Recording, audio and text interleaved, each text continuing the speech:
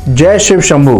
मित्रों, बहुत स्वागत है आपका न्यूज़ 24 के यूट्यूब चैनल और फेसबुक पेज पर। मैं हूं हरि गोपाल शर्मा। मित्रों, इस टॉपिक में हम चर्चा करेंगे कि भगवान शिव पर हमें क्या अर्पित करना चाहिए, क्या नहीं करना चाहिए। भगवान शिव की पूजा में क्या विशेष सावधानियां हैं जिनको हमें रखना चाहिए। हमसे लगातार लोग सवाल पूछ रहे हैं कि शिव जी पर क्या चढ़ाएं, कैसे चढ़ाएं, कैसा शिवलिंग होना चाहिए। तो इसीलिए हम इस टॉपिक पर चर्चा कर रहे हैं। तो शुरू करते हैं शिव पूजा सावधानी। मित्रों, सावन का पवित्र मास चल रहा है। हम सभी लोग शिव आराधना में लगे हुए हैं। हमारे शास्त्रों में हर एक देवी देवता की पूजा का विशेष विधान बताया गया है कि किस देवता पर क्या अर्पित करना चाहिए, क्या नहीं करना चाहिए। क्योंकि यदि थोड़ी सी भी त्रुटि हमसे होती है तो हमको पूजा का अक्षय पुण्य मिलने की बजाय कुछ ना कुछ हमसे गलतियां हो जाती हैं, जिसकी वजह से पूजा का पुण्य नहीं मिल पाता और हमसे देवता भी संतुष्ट नहीं होते, उनकी कृपा हमें नहीं मिल पाती। हर देवता से जुड़ा हुआ शास्त्र में विधान बताया गया है।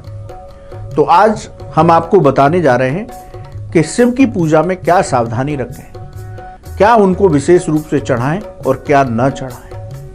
तो सबसे पहले शुरू करते हैं उनके अभिषेक से। मित्रों, भगवान शिव का अभिषेक शंख से नहीं करना चाहिए। भगवान शिव की पूजा में उनका अभिषेक श्रृंगी से किया जाता है। पूजा सामग्री की दुकान पर एक श्रृंगी मिलती है, जिससे ही केवल भगवान शिव की जलधारा अर्पित की जाती है। भगवान शिव ने शंखचूड़ नामक राक्षस का वध किया था, इसीलिए उनकी पूजा में शंख का निषेध है। आप भगवान श्री हरि का पूजन शंख से कीजिए, भगवान राम का अभिषेक कीजिए, भगवान कृष्ण का कीजिए, लेकिन भगवान शिव की पूजा में शंख का प्रयोग उनके अभिषेक के लिए नहीं किया जाता है। देखिए, भगवान विष्णु को शास्त्र कहते हैं श्रृंगारः प्रिय विष्णु जलधारा प्रिय शिव। भगवान शिव को जब आप अभिषेक कर रहे हैं तो सीधे ले जाकर के लोटा का जल या लोटा में दूध हो, लोटे में जो भी पात्र आप लेकर के उनके अभिषेक के लिए जा रहे हैं, तो ऐसे ही नहीं उड़ेल देना चाहिए। भगवान शिव पर धीरे धीरे धारा बना करके उनका अभिषेक करना चाहिए। अभिषेक करते समय अनवरत ओम नमः शिवाय, ओम नमः शिवाय, ओम नमः शिवाय बोलते रहना चाहिए। तो पहली चीज कि भगवान शिव की पूजा में शंख का प्रयोग न करें। दूसरा, भगवान शिव को आप नारियल अर्पित कर सकते हैं, लेकिन नारियल के जल से भगवान शिव का अभिषेक न करें, क्योंकि नारियल श्रीफल है। इसलिए भगवान शिव पर आप नारियल अर्पित करें, लेकिन नारियल के जल से उनका अभिषेक न करें। तीसरा, कि भगवान शिव की पूजा में जब आप उनको दूध अर्पित कर रहे हैं या दूध से बने पदार्थ अर्पित कर रहे हैं, तो तांबे के पात्र का प्रयोग न करें, क्योंकि तांबे के पात्र में दूध और दूध से बनी वस्तुएं जहर के समान बन जाती हैं, विषैली हो जाती हैं। एक विशेष बात कि भगवान शिव को हमेशा कच्चे जल दूध से ही अभिषेक करना चाहिए। ऐसा ना हो कि आप दूध उबाल दें, उसको ठंडा करें और उससे अभिषेक करें। ये कदापि नहीं करना है। भगवान शिव को हमेशा कच्चे दूध से ही अभिषेक करना है। अब भगवान शिव पर हमेशा चंदन का लेप लगाना चाहिए। भगवान शिव को कुमकुम और हल्दी नहीं चढ़ानी चाहिए। भगवान शिव को आप अच्छे से त्रिपुंड लगाएं, उनका भव्य श्रृंगार करें, लेकिन सिर्फ और सिर्फ चंदन से करें। कुमकुम और हल्दी का कदापि प्रयोग न करें। अब आती है फूलों की बात। भगवान शिव को केतकी का पुष्प नहीं चढ़ाना चाहिए। ये शिव पुराण में जितनी भी बातें हैं उनकी पूजा से संबंधित वो मैं आपको बता रहा हूं। भगवान शिव को कभी भी केतकी का पुष्प नहीं चढ़ाना चाहिए, क्योंकि शिव पुराण में कथा मिलती है कि केतकी के पुष्प ने ब्रह्मा जी के साथ मिलकर के भगवान शिव के सामने एक झूठ बोला था। तभी भगवान शिव ने ब्रह्मा जी को श्राप दिया कि आपकी पूजा नहीं होगी और आपके मंदिर भी ज्यादा नहीं होंगे। तो इसीलिए ब्रह्मा जी के मंदिर हमें दिखाई नहीं देते। इसीलिए केतकी का पुष्प भगवान शिव पर नहीं चढ़ाया जाता।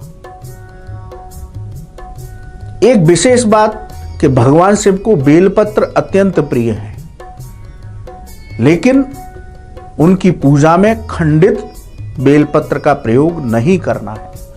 आप ज्यादा बेलपत्र मत लाइए।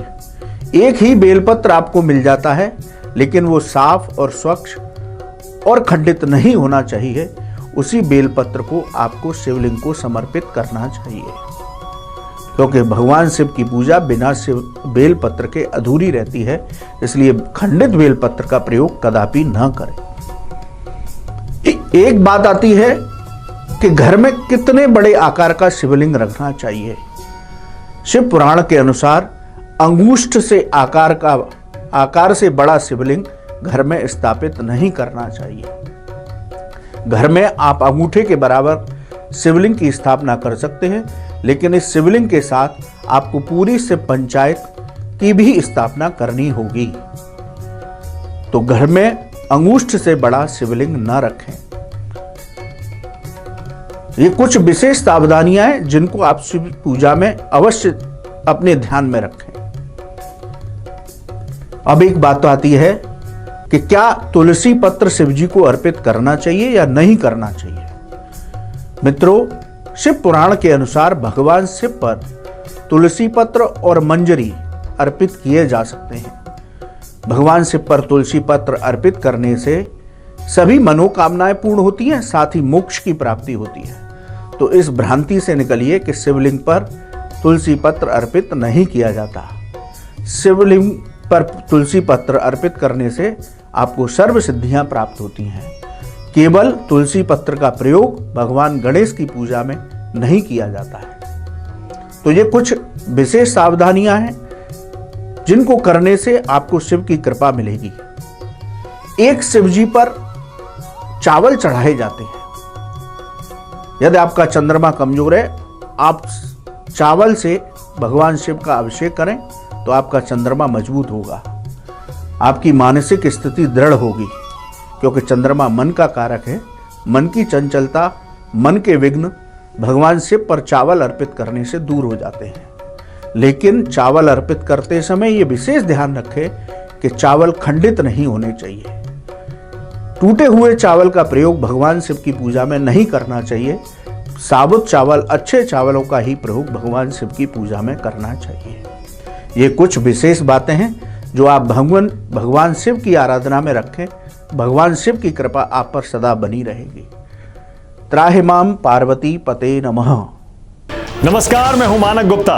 अगर आपको हमारा ये वीडियो पसंद आया हो तो इसे लाइक और शेयर जरूर करें, और हाँ, हमें सब्सक्राइब और फॉलो करना ना भूलें, ताकि आप देश और दुनिया की कोई खबर मिस ना करें।